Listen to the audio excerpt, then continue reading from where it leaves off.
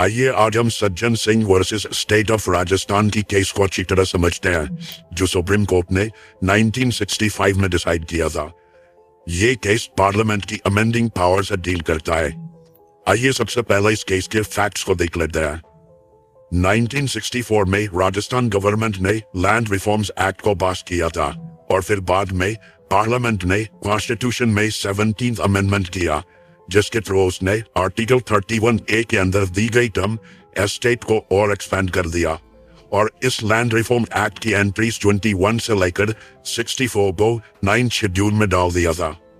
इस अमेंडमेंट से गवर्नमेंट के पास लैंड को एक्वायर करने की पावर और इंक्रीज हो गई थी, क्योंकि 9th शेड्यूल में डाला हुआ कोई भी लॉ किसी भी कोर्ट के सामने चैलेंज नहीं किया जा सकता है। कई लैंडलॉर्ड्स ने इसी 17th कॉन्स्टिट्यूशनल अमेंडमेंट एक्ट को चैलेंज किया और आर्टिकल 32 का यूज करके सुप्रीम कोर्ट में एक रिट पिटीशन फाइल की और कहा कि ये कॉन्स्टिट्यूशनल अमेंडमेंट उनके फंडामेंटल राइट्स को वायलेट कर रहा है और साथ ही आर्टिकल 368 के द्वारा पार्लियामेंट कॉन्स्टिट्यूशन में ऐसे अमेंडमेंट्स नहीं कर सकती है जो फंडामेंटल राइट्स को वायलेट करते हो। आइए अब देखते हैं कि इस केस में लीगल इश्यूज क्या थे। जो सवाल शंकरी प्रसाद केस में उठा था, वो ही सवाल इस केस में भी उठा कि क्या पार्लियामेंट आर्टिकल 368 का यूज करके फंडामेंटल राइट्स को भी अमेंड कर सकती है।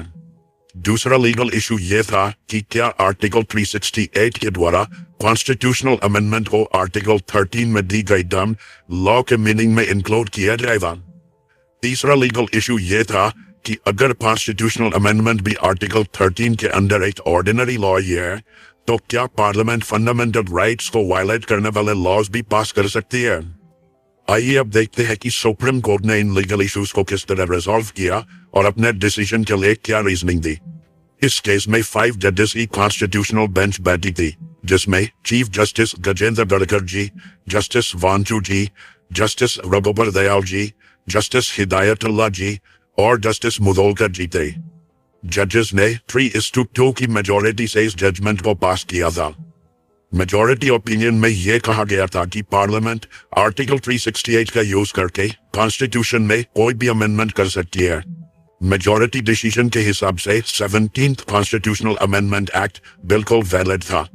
कोर्ट ने कहा कि आर्टिकल 13 में दी गई टर्म लॉ के अंदर आर्टिकल 368 द्वारा की गई कॉन्स्टिट्यूशनल अमेंडमेंट इंक्लूड नहीं होती है। इस हिसाब से पार्लियामेंट अगर चाहे तो फंडामेंटल राइट्स को वायलेट करने वाले कॉन्स्टिट्यूशनल अमेंडमेंट्स भी पास कर सकती है।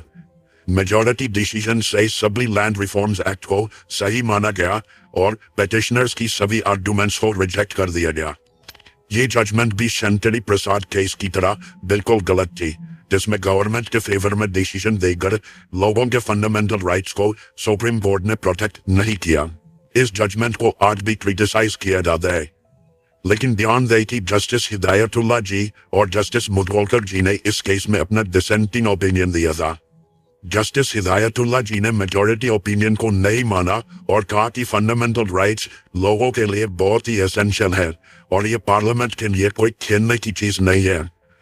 वही जस्टिस मुदोलकर जी ने भी मेजॉरिटी ओपिनियन को रिजेक्ट किया और कहा कि हर कॉन्स्टिट्यूशन में कुछ बेसिक फीचर्स होते हैं जिन्हें चेंज नहीं किया जा सकता है।